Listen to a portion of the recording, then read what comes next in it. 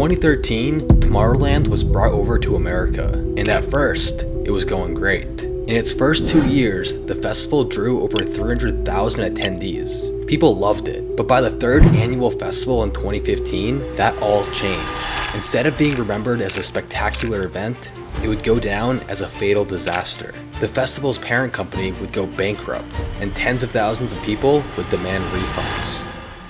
The festival was called TomorrowWorld. It was Tomorrowland's way of bringing the magic of their legendary European festival to the US. Except, it wasn't really run by Tomorrowland. Just a few years prior, they had sold a 75% stake in their company to this guy, Rob Sillerman, the man who planned to corporatize EDM. His company, SFX Entertainment, wanted to turn TomorrowWorld into America's next festival empire. You see, they had gone on a year-long buying spree of EDM festivals, Electric Zoo, Mysteryland, and Life in Color. So when they bought Tomorrowland, it just felt like another step in their plan. And for the first 2 years of the festival, everything went well. People were saying it was one of the best festivals they'd ever been to. Best festival of all time. Easily top 3 experiences of my life. The festival even brought in over $70 million to the local Georgia economy in its first year alone. But then, in 2015, it was different. You see, SFX was going bankrupt. Just a couple of months before TomorrowWorld 2015, the stock price had dropped to $1.26, a significant difference from its original price of $13 back in 2013, which meant one thing: there had to be budget cuts, meaning they hired fewer workers, and they also had cheap and unprepared transportation systems. There was no plan B. But while the SFX team was attempting to prepare for these challenges, a very different story was unfolding near the site of TomorrowWorld.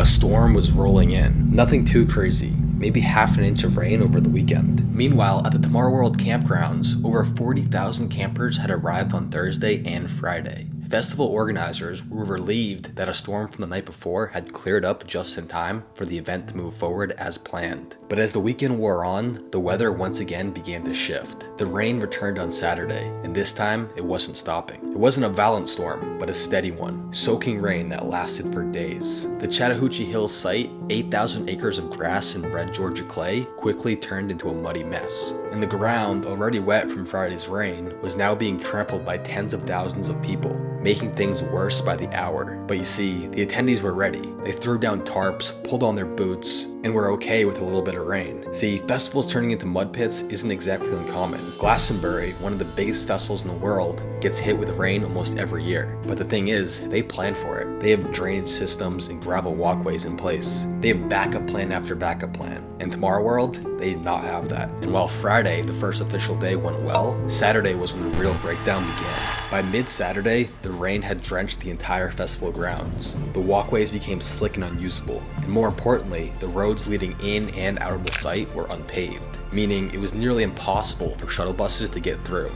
and some literally got stuck in the mud. Others couldn't even make it close to the pickup zone. And so, festival organizers made a drastic decision. They shut down all access roads and canceled all shuttles to and from hotels. Now here's the problem. Over 60% of the attendees weren't staying on site.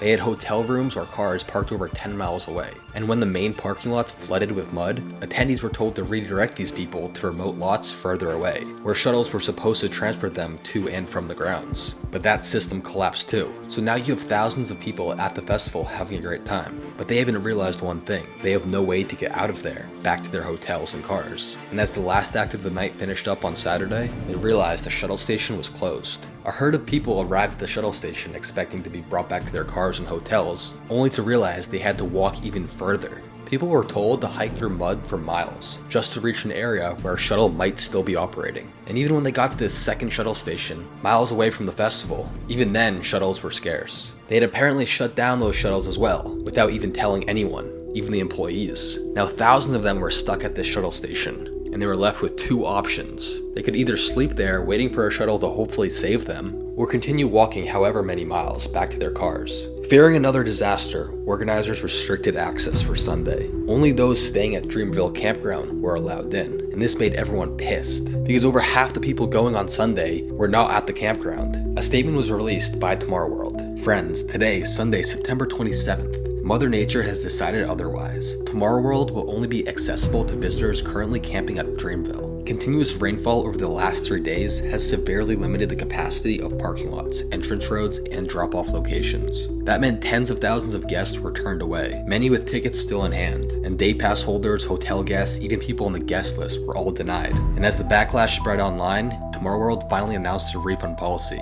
Refunds were offered for Sunday passes, parking, lockers, and shuttle tickets. 3-day pass holders received a partial refund, about 1/3 of the ticket price.